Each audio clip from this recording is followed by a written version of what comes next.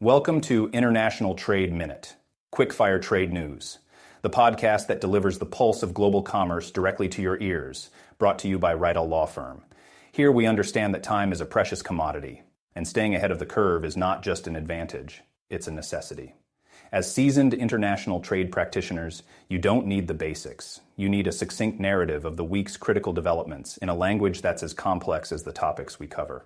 Today, as always, we'll dive straight into the discourse that matters, shedding light on the intricate cogs and wheels turning within the world of international trade. From policy shifts and legal disputes to sanctions and geopolitical maneuvers, we're here to ensure that you remain informed and one step ahead in an industry that never sleeps. So, let's gear up for an insightful journey through the latest happenings that are redefining the landscape of global trade. Welcome to International Trade Minute. Today, we explore the escalating U.S.-Mexico dispute over genetically modified GM corn. This conflict extends beyond agriculture, potentially reshaping international trade litigation and biotech progress. Mexico's presidential decree to ban GM corn in tortillas and dough aims to protect its cultural diet and native maize strains, alongside addressing health concerns about GM crops. This move has intensified tensions with North America, particularly the U.S., where 90% of corn crops are genetically modified and considered safe. Despite decades of pressure, Mexico maintains its quarter-century ban on cultivating GM corn, prioritizing public health and agricultural heritage. This clash isn't just about commerce.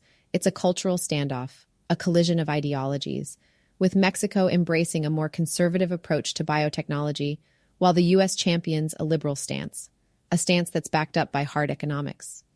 Bear in mind that the dispute isn't just a cause for a diplomatic row, it has extensive cascade effects, potentially impacting billion-dollar biotech firms like Bayer and Syngenta. As this saga unfolds, it's not just the present stakes at play. Enter glyphosate, the pesticide bedfellow of GM corn, and a contentious topic for its purported health implications. Mexico's not only targeting GM crops, but also this chemical, the key ingredient in Roundup. Numerous studies have been cited to back up claims against glyphosate, drawing correlations with a staggering increase in chronic diseases like hypertension, diabetes, and cancer. The U.S. agricultural sector, bolstered by GM seeds, remains a powerhouse for efficiency and yield. Advocates promote GM technology as safe and proven, while Mexico has raised substantial concerns, evidenced by a detailed 200-page rebuttal to a U.S. trade violation claim, supported by studies highlighting the risks of GM corn and glyphosate, particularly given its prevalence in the Mexican diet and potential as an endocrine disruptor. This dispute extends beyond agriculture into significant trade and regulatory arenas. The USMCA trade panel now faces the complex task of evaluating science, policy, and indigenous rights to determine outcomes that could impact cultural, environmental, and economic spheres. As this matter escalates within the USMCA's framework, whatever outcome looms on the horizon will likely serve as a precedent-setting landmark. It could shift the future of North American agriculture, shape the biotechnological narrative, and redraw the lines of what's permissible under international trade law. This is no negligible dispute. It's one where the fields of law, science, and agriculture intersect, where economic behemoths and deep-seated cultural values are in stiff contention. And as we process this complex fabric of international trade minutiae, one thing becomes abundantly clear. The implications are vast, the stakes are high, and the world is watching with bated breath as this trade tussle unfolds. Stay with us here at International Trade Minute for more insightful updates on this and other pressing trade stories. In the recent case of I-Dig Texas v. Kerry Krieger, the U.S. Court of Appeals for the 10th Circuit delivered a ruling that underscores the complexities surrounding product origin claims, a matter particularly pertinent to international trade practitioners focused on compliance and market access. At the heart of this legal tussle lay the assertion by I-Dig Texas that its skid steer attachments were made in the USA, a statement contested by competitor Kerry Krieger, who believed this to be a misrepresentation given the inclusion of foreign-sourced components in the products. The appellate court's decision highlights a gray area in product origin claims, emphasizing that a claim such as "made in the USA" may be infused with ambiguity. The crux lies in interpreting what making a product entails, whether it refers solely to the assembly of the final product or if it also incorporates the origin of its components. The court drew parallels with the automobile industry, citing the example of Chrysler and how the American public might perceive their American-made cars, even if they integrated parts manufactured abroad. Importantly, the judges noted the binary nature of a statement's truthfulness. It can be literally false only if it is unambiguous to begin with. The idea that an advertisement claiming 100% American-made skid steer attachments may imply only some products are entirely composed of domestic parts, whereas others are merely assembled in the U.S. from international components was a key factor in the court's reasoning. From a broader perspective, the ruling not only affects the two parties involved, but also echoes through the corridors of businesses across the United States, grappling with national pride and consumer sentiment towards domestically produced goods. Patriotic branding, often employed by companies to ingratiate their products with domestic consumers, must now be examined under this legal precedent to ensure claims do not edge towards being misleading.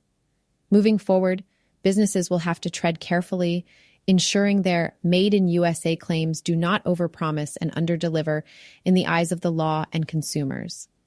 It's a reminder to international trade practitioners to be meticulous in tracing their products' origins and in crafting marketing messages that can hold up under judicial scrutiny. This case serves as a legal beacon, signaling the increasing scrutiny of product origins and reinforcing the necessity for transparency and clarity, principles that are fundamental in international trade. As the geopolitical chessboard continues its dynamic shifts, a recent move by Russia has sent ripples across diplomatic waters. In an act of assertive foreign policy, the Russian Federation cast its veto against the extension of the mandate for the United Nations panel of experts on DPRK, effectively dissolving the primary enforcement mechanism for the myriad of sanctions against North Korea that span over a decade.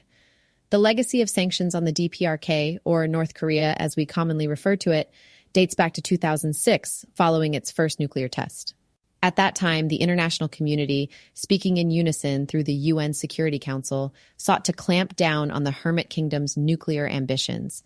But as the years ticked by and successive nuclear and missile tests persisted, sanctions tightened their grip through 9 rounds of Security Council resolutions, each met with the unanimous consent of the Council, until now.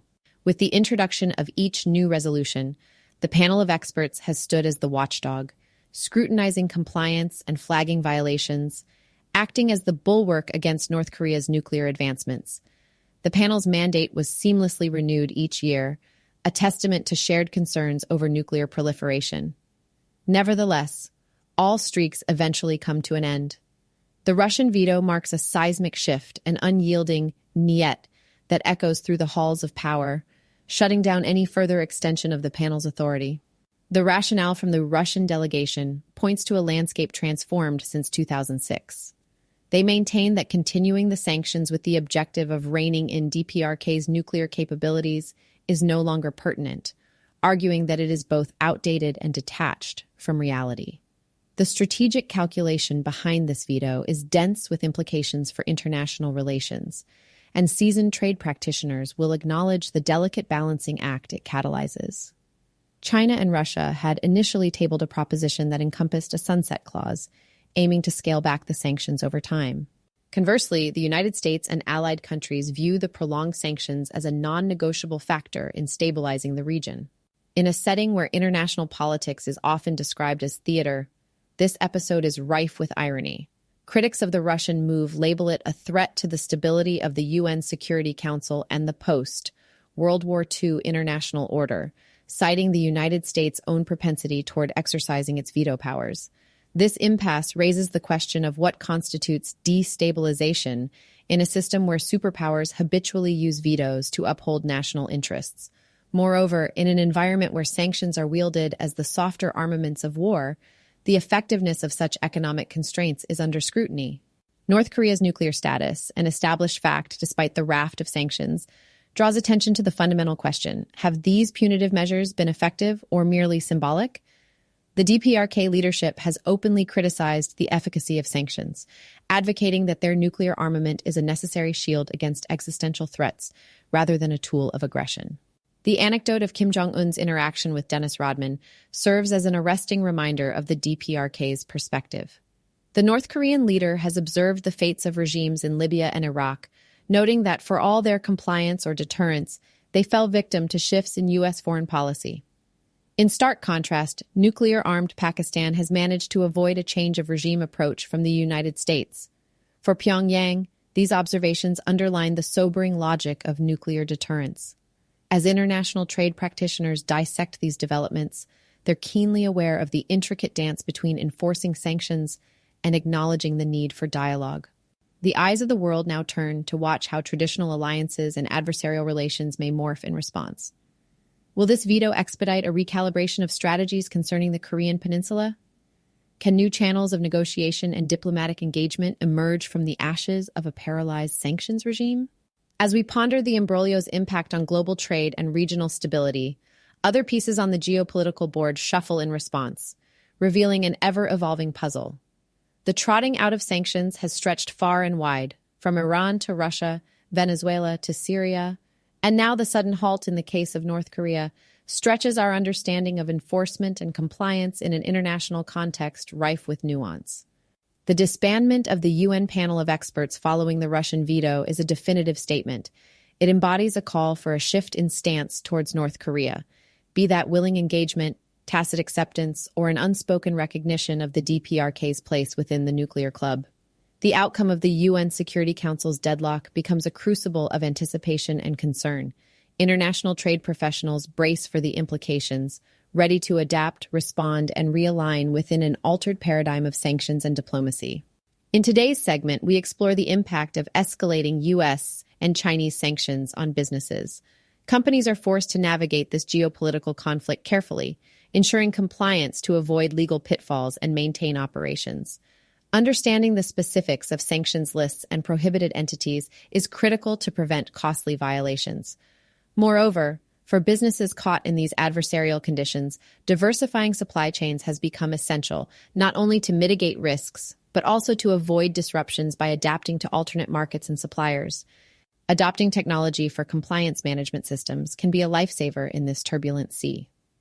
Automating due diligence processes, for example, can streamline operations and facilitate real-time updates, a key factor when sanctions regulations can change with the political tides. It's also a time for businesses to embrace ethical grounding as their compass. Upholding standards of corporate responsibility isn't just about legal adherence. It's about building reputational resilience that can withstand the waves of geopolitical strife. But let's not forget the importance of keeping a close watch on the horizon. Continuous monitoring of both sanctioned developments and global events allows businesses to anticipate changes and react proactively rather than being caught off guard. Engaging with professional networks like trade associations that can lobby for clearer rules can also prove invaluable. Collective lobbying can affect how sanctions are implemented and perhaps even foster a degree of harmonization that simplifies compliance obligations.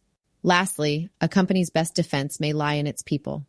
Training staff to understand the nuances of U.S.-China trade policies, not just the written word of the law, but its spirit and the geopolitical forces at play, can turn a possible threat into an informed strategy.